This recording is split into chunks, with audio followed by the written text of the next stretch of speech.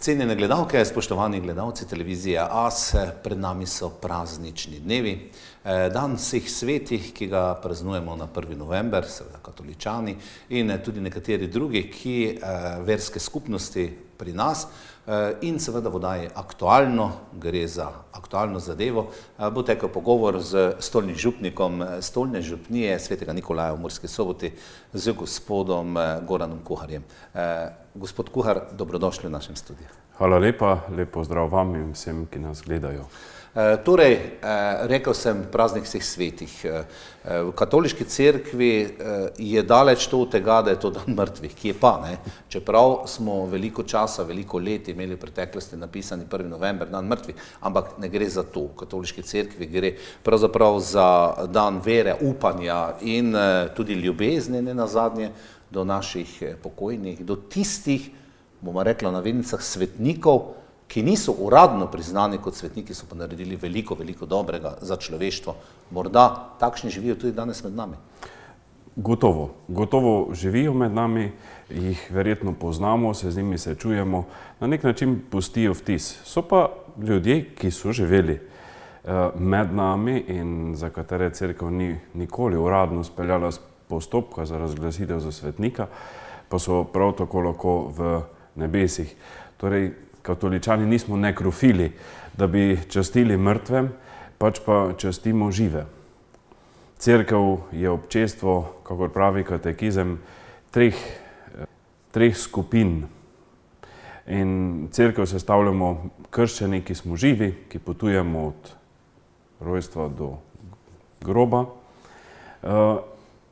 kjer je čas za dobra dela, kjer je čas za to, da ljubimo Boga z vsem srcem, s dušo in vsem mišljenjem svojega bližnjega, kakor samega sebe. Potem so tisti krščani, ki so umrli v stanju greha in so na kraju očiščevanja. So prav tako živi, potrebni naše pomoči in molitve. In potem so tretja skupina, vsi tisti umrli krščani, ki so pa že v nebesih, ki so pa pri Bogu, tisti pa lahko prosijo in posedujejo za nas. Tako kot so bili dobri tukaj na zemlji, verjamemo, da so v nebesih izpopolnili svojo dobroto, hkrati pa so naši priprošniki in vseh tistih pokojnih, ki so v nebesih, se na praznik vseh svetih spominjamo, se pravi tisti, ki živijo v Bogu. Če takole malce pogledamo po praznikih, ne? Velikonočni prazniki, Vuzen, Velika noč, pa Binkošti, pa Božič recimo, kot tak najbolj družinski praznik. Potem dan vseh svetih, pa vendarle je to praznik, ki ga časti, tudi obiskuje svete maše veliko vernikov. Sorazmerno veliko vernikov, no? Ja, moram povedati, da je res, včasih je tako zanimivo, ne? V življenju premalo poštenja, potem po smrti pa ljudje, bi rekel, na nek način včasih tudi pretiravajo. Na grobu videti adventni venec ali pa velikonočne remenice, se pravi pirhe, je malo smešno, ker adventni venec bi naj bil kraj zbiranja in molitve, prav tako tudi velikonočni žegen. Tako da ljudje verjetno tudi iz, bom rekel, kdo lahko iz, bi rekel, počastvitve, slabe vesti, morda vsaj za 1. november, za praznik vseh svetih prižge kakšno svečo, pa upam, da to ni vse, da tudi v molitvi se spomnijo svojih pokojnih. Ravno to se mislijo, ne, vsaki praznik radi skomercializiramo, ne, Slovenci še posebej damo veliko na pokopališča in grobove, ne, od spomenikov, ne, do tega, kar vse prinašamo, kot ste že Goran Kuhar povedali prej, pa vendar se mi zdi, da je najpomembnejše tisto svoj čas, malo je verjetno takole, se še v družinah zberu, v večerih zmolijo kakšno 10 rožnega venca v spomin na tiste svoje prednike, na starše, na vse tiste, ki se jih ob tej priložnosti tudi spominjamo. Seveda, prav to nas želi cerkev spodbuditi k temu, da se zavedamo, kakšni skupnosti pripadamo, da člani cerkve nismo samo mi, ki smo zdaj tukaj, ampak da so člani cerkve tudi vsi tisti, ki so od nas odšli, morda potrebujejo naše molitve in zato se jih spominjamo. Zanje molimo, da bi, če so v kraju očiščevanja čim prej dosegli blaženstvo nebes in tam zopet posredovali za nas. Tako da, ja, molitev ali 10 rožnega venca ali rožni venec, v vseh cerkvah po naši škofiji se na večer vseh svetih zberemo k molitvi vseh 3 delov rožnega venca za duše v vicah, da se spomnimo tudi tistih, morda za katere nihče več ne moli, pa so potrebni naše molitve. Drugi dan, 2. novembra, je še en praznik vernih duš. To pa malce takole že pozabljamo, vsi tisti, ki seveda se samo spomnimo morda vseh svetih. Ja, veste, problem je v tem, ker, kako ste sami ugotovili, ne, da vse znamo skomercializirati, ne, je tudi praznik vseh svetih na tak način, bi rekel, tudi po naših medijih razglašen, promoviran, zdaj je 1. november, zdaj se gre počastiti mrtve, zdaj se prižigajo sveče, zdaj razni državni predstavniki polagajo vence, pa ne vem kom, pa ne vem čem, ne. Ja, drugi dan pa več ni medijsko, niti zastopan, niti obarvan, zato ker pa je to dan zopet molitve za vse tiste verne duše, ki so v kraju očiščevanja in so potrebni naših molitev, naših dobrih del. In to pa potem, bom rekel, tudi se vidi na pokopališču ali pa pri mašah, ne. Potem ostanejo tisti, ki res vedo, kaj je 1. november in kaj je 2. november, ostajajo združeni v molitvi ali pa pri obisku grobov še. Je bogoslužje kaj drugačno v teh 2 dnevih, se pravi vseh svetih, dan vseh svetih in pa dan vernih duš? Ni, bi rekel, ni nobenega posebnega obreda, so svete maše, pa so tudi molitve na pokopališčih. Ali so to večernice, ali obred blagoslova grobov, se pravi, odvisno od župnije do župnije, drugače posebnih, bi rekel, liturgičnih obrazcev, kakor jih poznamo za Veliko noč ali pa za Svetotridnevje, ni. So pa na vernih duš dan, se pravi 2. novembra, 3 svete maše. Po namenu, ki ga dajo verniki, za verne duše in pa po namenu svetega očeta, se pravi na ta dan 2. novembra naj bi vsak duhovnik maševal 3-krat po teh namenih. Ne moremo mimo tega, da pač smo še vedno v neki, ne morem reči, čudni situaciji. Glede tega lansko leto praktično je bilo na ta praznik omejeno, še menda celo gibanje takrat in vse ostalo. Letos so se nekoliko sprostili, razrahljali ti ukrepi, pa vendar verjetno tudi vi v cerkvi pri maši ste povedali, da spoštljivostjo tako ali tako na pokopališče, ne, pokopališče je vendarle kraj miru, kraj naših prednikov, da bo verjetno treba upoštevati tudi neka navodila, ki so splošno znana in dana. Moram tako povedati, zdaj bi rekel, ste me malo piknili, ne. V cerkvi pa na grobih pa to vsi mediji verjetno bodo spreverjali, ne, kako se držimo, kako se ne držimo, ne.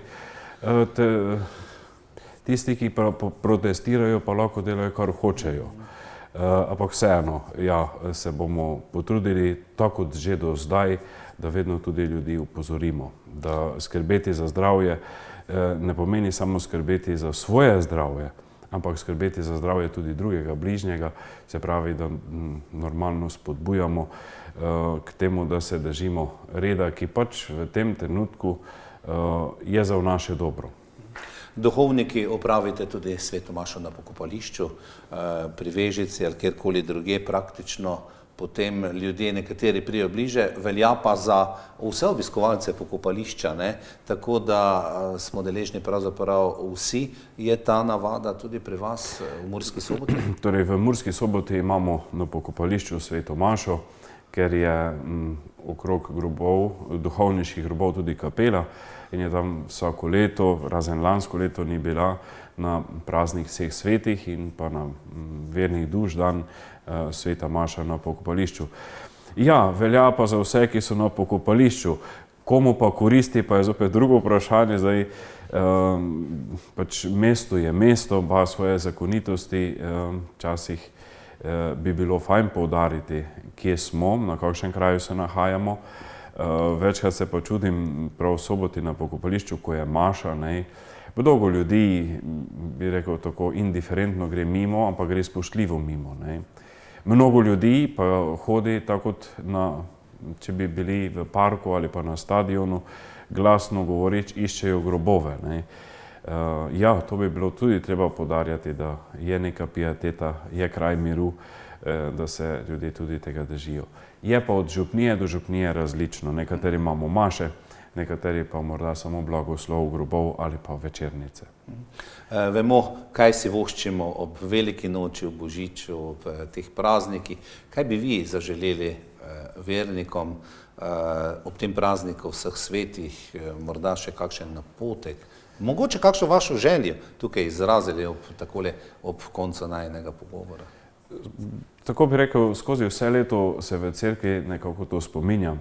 Ta praznik vseh svetih pa še na nek poseben način usmerja naše oči v naš cilj. Cilj so nebesa. In priti v nebesa pomeni danes hoditi po pravi poti. In če drugo ne, želim vernikom, da bi prvič ob tem prazniku resnično v srcu preverili, videli, ali pot, po kateri hodim, ima za cilj nebesa, ali pa gre čisto mimo. Drugo, ti vsi svetniki živijo novo življenje v Bogu, zato ker je Kristus odrešil vsakega izmed nas. Večkrat ponovim primer, ki se mi zdi zelo lep in pove bistvo tudi praznika vseh svetnikov, ki je praznik upanja. Če je nekdo športni navdušenec in si želi ogledati kakšno pomembno tekmo, kjer je, recimo, ko Slovenija igra in je tekma zelo pomembna, pa si je ne more ogledati zaradi službenih obveznosti, pa prosi nekoga, da mu tekmo posname. Ko se vrača iz službe, že ugotovi, da je Slovenija zmagala, ker mu pač pride na uho ali od sodelavca ali pa po radiju. Kako gleda ta človek to tekmo? Kot zmagovalec. Gledati na svoje življenje kot zmagovalec pomeni biti katoličan. Da vemo, da ni pandemijam, da niso stiske, težave, ki jih v tem trenutku morda doživljamo, tisto zadnje, ampak da spremljamo tekmo svojega življenja kot zmagovalci in vsi svetniki v nebesih so priče temu, da smo na strani zmagovalca. To bi želel tudi sam, da bi bil zmagovalec, včasih, kot ste dali, rastemo, včasih padamo. Življenjske okoliščine in svet, ki je dualističen, pač je tako sestavljen, da smo deležni vsega dobrega in slabega v življenju. In predvsem ob tem prazniku verjetno želja, da, kot ste dali, s pieteto, s ponosom, tudi s upanjem in z nekim hrepenenjem, da bomo enkrat tudi mi se pridružili našim najdražjim, tam nekje zgore v nebesi, verjetno končava tale naš pogovor, še morda kakšno voščilo. Tako pa ob tem prazniku, poleg tega, kamor je naravnana naša pot, da ne pozabimo, pa vseeno se spomniti ne samo z svečo, ne samo z velikimi rožami in ikebanami naših pokojnih, predvsem jim bo koristila naša molitev. Kakor nas na zemlji združuje beseda, tako nas rajnimi združuje molitev, prav posebej tistih, ki so naše molitve potrebne. Tako pa želim tudi vsem vam, dragi gledalci, lep praznik vseh svetih, pa tudi lep molitveni dan, ko se spominjamo vernih duš v Vicah. Vsem tem lepim željam stolnega župnika Gorana Kuharja se pridružuje tudi sodelavci, sodelavke televizije AS mirne in lepe praznike vseh svetih vam želimo. To je bila oddaja Aktualno in do naslednjega našega druženja. Vse lepo, predvsem pa ostanite zdravi.